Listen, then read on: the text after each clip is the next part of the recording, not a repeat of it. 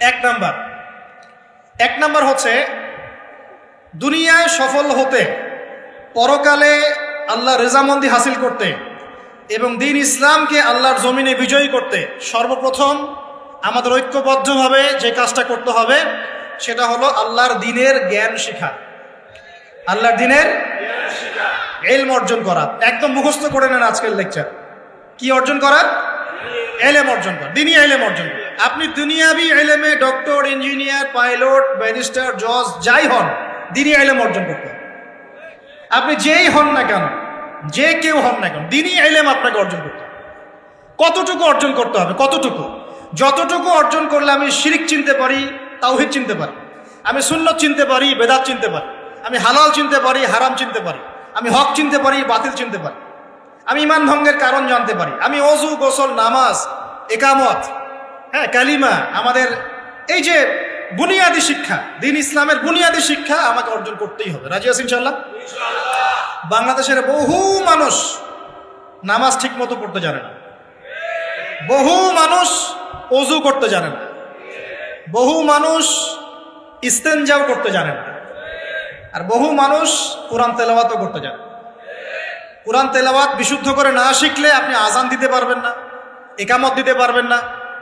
আপনি নামাজে দাঁড়িয়ে আল্লাহু আকবার বলে সানা পড়তে, সূরা ফাতিহা পড়তে, আরেকটা সূরা মেলাতে, রুকুর তাসবিহ, সিজদার তাসবিহ, তাশাহুদ, দুরুদ, মাসুরা এগুলো শুদ্ধ করে পড়তে পারবেন।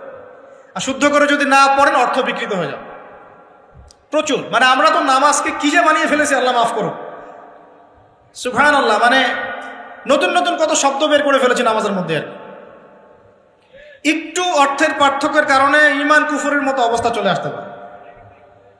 বিশুদ্ধ করে তাজবিদ সহকারে কোরআন তেলাওয়াত করা শিখতে হবে প্রথমে। আপনাকে মাদ্রাসায় যেতে হলে যাবেন, মক্তবে যেতে হলে যাবেন, প্রয়োজনে টিচারকে বাসায় নিয়ে এসে যদি পড়তে পারেন পড়েন, যেভাবে হোক আপনাকে কোরআন তেলাওয়াত শিখতেই হবে। আল্লাহ পাক তৌফিক দান করুন। আমরা নামাজের মধ্যেই বলছি আলহামদুলিল্লাহ, আলহামদুলিল্লাহি রাব্বিল আলামিন। কি এটা? এটা কি পড়লেন? মন্ত্র? আলহামদুলিল্লাহি রাব্বিল আলামিন এটা কি? আলহামদুলিল্লাহ। এই যে আলহামদু শব্দটা সঠিক করে উচ্চারণ করতে পারছেন অনেক। আলহামদু মানে সমস্ত প্রশংসা আল্লাহর জন্য। আলহামদুলিল্লাহ সমস্ত প্রশংসা। আলহামদুলিল্লাহ কি? আলহামদুলিল্লাহ মানে সমস্ত নিন্দা আল্লাহর জন্য। নাউযুবিল্লাহ। আমার কথা কি বিশ্বাস করছেন না? ওলামায়ে কেরামকে জিজ্ঞাসা করেন, কুল হু আল্লাহু আহাদ এটা কি? কুল হু আল্লাহু আহাদ মানে কি? তো কুল মানে খাও, কুল মানে কি? কুল হু আল্লাহু আহাদ, বলুন তিনি আল্লাহ এক। শব্দের অর্থ আছে তো? এখানে পেশাব করিবেন না, করিলে এত টাকা জরিমানা। কমাটা যদি নায়ের পরে নিয়ে বসাই তাহলে এখানে পেশাব করিবেন না, করিলে। আপনারা কি মনে করেন যে আরবির এরকম সিকোয়েন্স নাই? বলছে কুলহু সূরা, সূরাটার নাম কি কুলহু? কুলহু বলে কোনো শব্দ আছে? কুল একটা শব্দ, হুয়া আলাদা শব্দ। কুল হুয়া আল্লাহু আহাদ, কুল হুয়াল্লাহু আহাদ। এই তো আমরা কত ভুল করি পদে পদে।